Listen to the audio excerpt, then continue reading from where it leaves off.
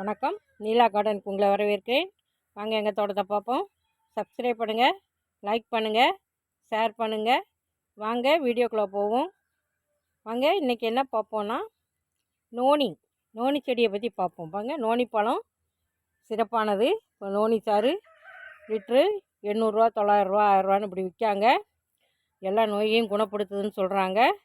சுகருக்கு நல்லது, weight loss பண்ணுது, நல்ல தூக்கம் வருது.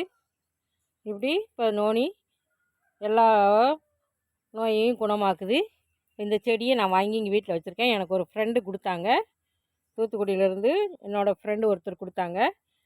ஒரு சின்ன செடி கொடுத்தாங்க. பழங்களும் அப்பப்போ தருவாங்க. அதை சாப்பிட்டு பார்த்துட்ருக்கேன். எனக்கு நல்லா இருக்குது. நல்லா வெயிட் லாஸ் ஆகுது அதை சாப்பிட்டோம்னா. பாருங்கள், ஒரு சின்ன செடியை கொடுத்தாங்க. நல்லா வளர்ந்து நிற்கி பாருங்கள். இப்போ பூ பூத்துருச்சு பாருங்கள். இங்கே பூத்துருச்சு. இது ஒரு மர வகை தான். கொய்யா மாதிரி ஒரு சிறு மரம் பாருங்க. சின்ன செடி, ஒரு 4 இலைகள் தான் விட்டுருக்கு. இதில் ஒரு கிளை வந்து இதில் ஒரு 3 6 இலை இருக்குது. இதில் ஒரு சைடில் ஒரு கிளை வந்து பாருங்கள், அதில் பூ வந்துருச்சு. இப்போமேவும் இப்படி நோனி வீட்லேயும் வளர்க்கலாம். நம்ம 800 900 காசு கொடுத்து வாங்குறத நம்ம வீட்டிலேயே ஒரு செடி வச்சிட்டோம்னா நமக்கு தேவையான பழங்கள் கிடச்சிரும். நோனி பழம் மஞ்சனத்தி வகையை சார்ந்தது. அது ஸ்மெல்லு தான் கொஞ்சம் ஒரு மாதிரி இருக்கும். ஆனால் அந்த பழம் அப்படியே பிழிஞ்சு பழுத்த பழத்தை அப்படி கைட்டே பிழிஞ்சு வடிகட்டி கொஞ்சம் நாட்டு சக்கரை சேர்த்து குடிச்சிடலாம்.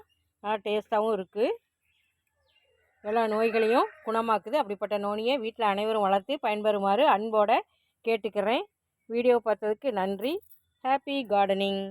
பாருங்கள், பூக்கள் அழகாக இருக்குது. இதை அனைவரும் வளருங்க.